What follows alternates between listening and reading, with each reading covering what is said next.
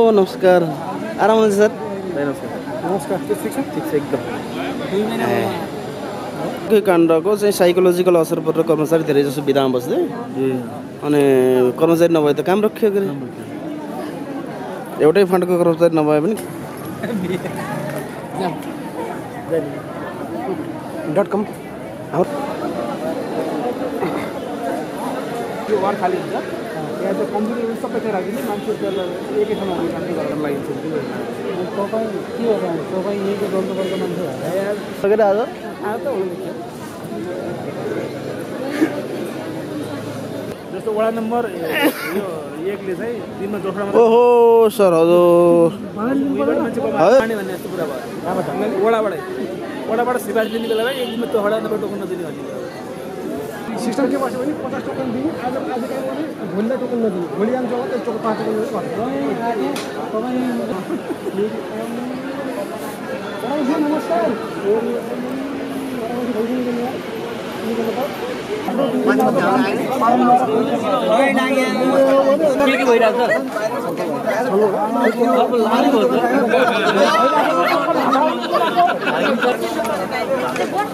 माथि लानु पर्ने कति हो 1 घण्टा हुन लाग्छ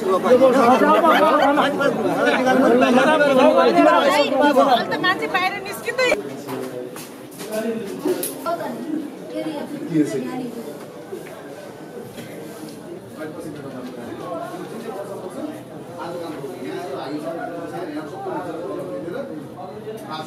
चित्तकार भाषा छ एउटा चित्त जग्गा 20 वर्ष पहिलाको जग्गा एउटा जग्गा हजुरको 30 वर्ष पहिलाको जग्गा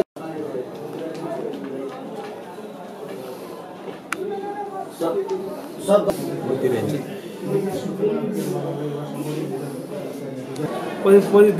कहाँबाट बोल्नु मलाई बखत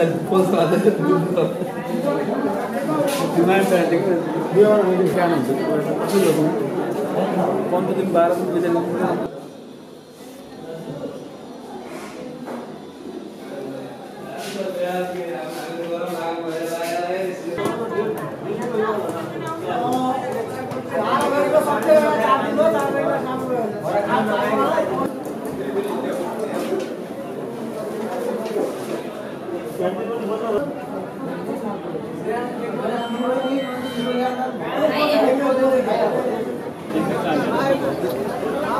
काम होला 2-3 वर्ष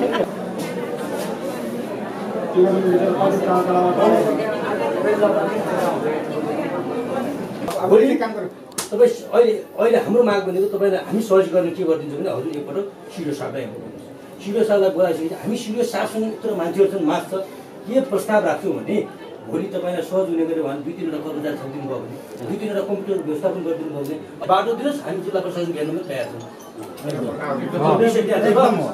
एडिसनल कम्प्युटर एड गरिदिनु भयो भने हाकिम साहबले जय जयकार पनि हुन्छ तपाईँलाई के गर्नु पर्दैन मान्छे हिजो अर्ती अगाडि जानु त हामीलाई मतलब भएन त्यो हामीले धेरै अफिसमा देखिरहेका छौँ त तिनलाई तान्न मिल्दैन कि यसको क्षेत्राधिकारभित्र पर्दैन सिडिओले कि त्यो सक्दैनन् हाम्रो विषय त्यो हो क्या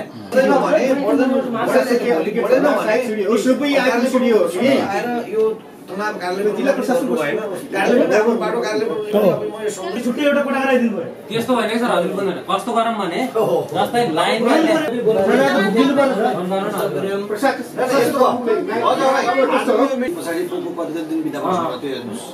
हाकिम आएको हाजिर लफडा पर्यो आएको लफडा परेपछि एउटा सर्टिन एउटा चाहिँ पुरा गरेर त्यो पनि छैन कि हामी आफ्नो मान्छे लाइनमा लाग्छ हजुर महिलाहरू त प्रेग्नेन्ट महिला ती छ बच्चा ती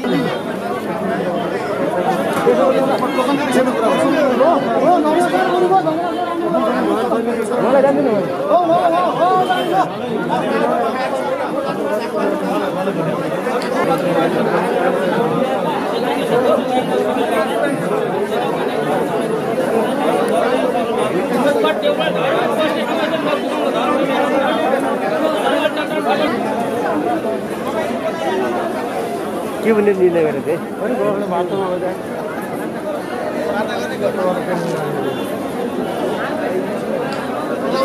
यत्रो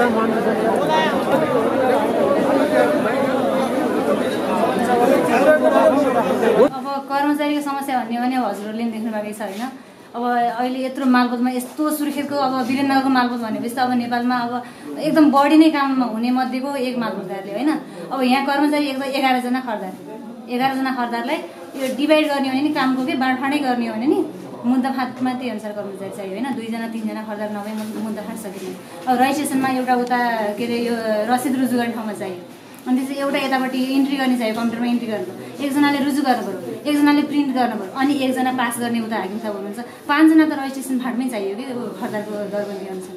अनि 3जना मुद्दा फाँटमा चाहिँ 8जना भयो, अनि 3जना कर्मचारी बाँकी रह्यो। 3जना कर्मचारीले मोडफाँट भनेको अब कति कर्मचारी चाहिन्छ भन्ने कुरा तपाईँहरू पनि अब थाहा पाउनु भयो होला। सबभन्दा बढी भिडभाड लाग्ने भने मोडफाँटमा अहिले, किनकि पूर्जा प्रिन्ट भएर त्यहीँ आउँछ, पूर्जाको श्रेष्ठता तयार गर्ने त्यहीँ, रोक्का चलाउने त्यहीँ, मोड भिडाउने त्यहीँ, अनि अब अदालतका कामहरू आउँछन्। जवाब सुरुमा एक मोड खोजेर त्यो मोडका पाना नम्बर पनि हुन्नन्, कतिपय पुराना मोडका पाना नम्बर हुन्नन्।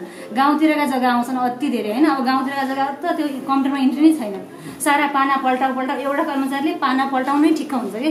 अनि पाना पल्टाउने कि उता बाहिरको कर्मचारी बाहिरको सेवा गरेको जवाब दिने कि तिनीहरूको काम गर्ने कि अदालतका अख्तियारका अब प्रहरीका अब जिल्ला प्रशासनका चिठीहरू आइरहेको छन् तिनीहरूको जवाब लेख्ने कि अनि गुनासो सुन्ने कि 3जना कर्मचारी मोडमा एकजना गरेर 3टा मोड छ, 3टा मोडमा 3जना कर्मचारी। अब कसरी सक्ने भनौँ न।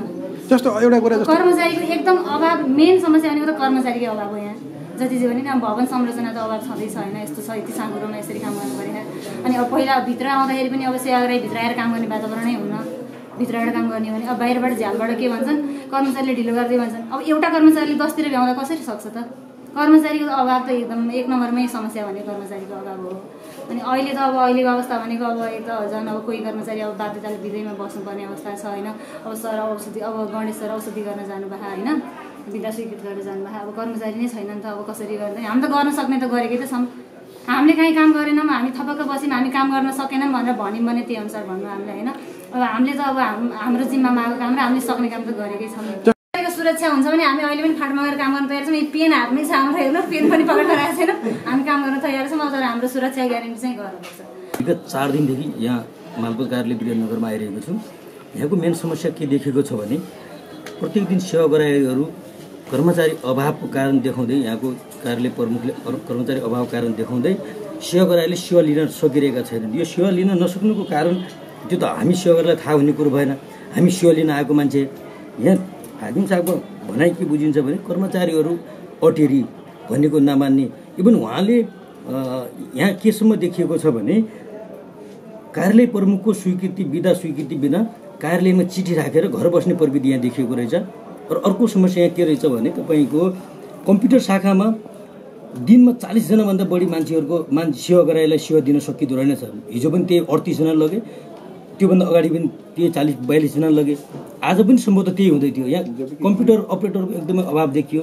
कम्प्युटर शाखामा इभन तपाईँको फुका गर्न आउने मान्छे 2 घन्टाको काम हुन्छ, बढीमा 3-4 घन्टाको काम हुन्छ, 4 दिनसम्म लाइन लाग्नुपर्ने अवस्था छ देखियो यहाँ। अर्को कुरा रातको 1 बजे आएर लाइनमा लाग्दा पनि 10-15 नम्बरमा परिन्छ भने हामीले सेवा कसरी लिने। हामी यसैका निमित्त हामीले मालपोत कार्यालयको हाकिम साहबलाई के अनुरोध गरेका छौँ भने सिडिओ साहबलाई समेतलाई बोलाएर तपाईलाई पनि यहाँ के कारणले समस्या परिरहेको छ, यो कार्यालयमा काम गर्न के कठिनाइ परिरहेको छ, तपाईलाई पनि हामी सहजीकरण गरिदिनको निमित्त हामी यो सेवाग्राहीको भिडबाट उहाँहरूबाट सुनिएर केही सल्लाह सुझाव दिनको निमित्त एउटा सङ्घर्ष समिति जस्तै गठन गरेर हामी यहाँ वार्ताको निमित्त आइरहेका छौँ।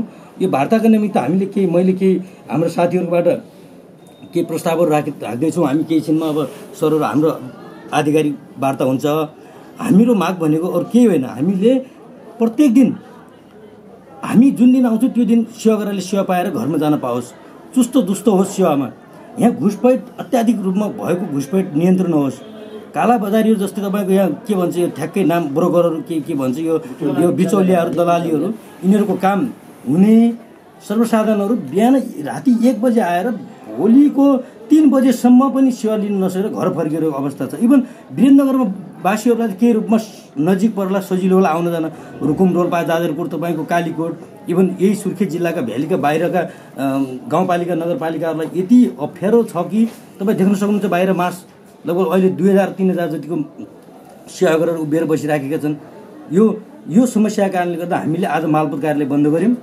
मालपोत कार्यालय बन्द गरेर हामीले मालपोत कार्यालयका हाकिम साहबसँग को संयोजकत्वमा उहाँले कसलाई कोट गर्नुहुन्छ र उहाँले आफूले गर्न सक्ने काम र उहाँले नसक्ने कामसहित निर्णय दिएर हामी यो वार्ता बस्छौँ। वार्ता पश्चात हामी उहाँको निर्णयलाई पर्खिरहेको छौँ। के हुन्छ त्यसपछि हामी जनता त सेवाको राईसँग पुग्छौँ। कर्मचारीहरूको भनाइ के भने यो बाहिर यो प्रशासन प्रहरीको मिलोमतोमा फसाएको भन्ने उहाँहरूको छ क्या। अनि फेरि उहाँसँग सोद्धा होइन हामी आएकै छैनौँ, उहाँ पनि आउनु भएको थियो जुन जग्गा त नि मेरो अनुपस्थितिमा यहाँ पारित भएर गयो, पास भएर गयो भन्ने छ भने कर्मचारीहरूको प्रशासन र उसमा मिलोमतोमा फसाइएको नियतवश फसाएको भन्ने कर्मचारीहरूको भने जस्तो केही छिनपछि तत्काल सबै कर्मचारीलाई म बोलाउँछु। सूचना अधिकारी आउँदै हुनुहुन्छ। सूचना अधिकारी आएपछि कसरी सहज बनाउने भोलिदेखि सेवा प्रवाह अलिक चुस्त दुरुस्त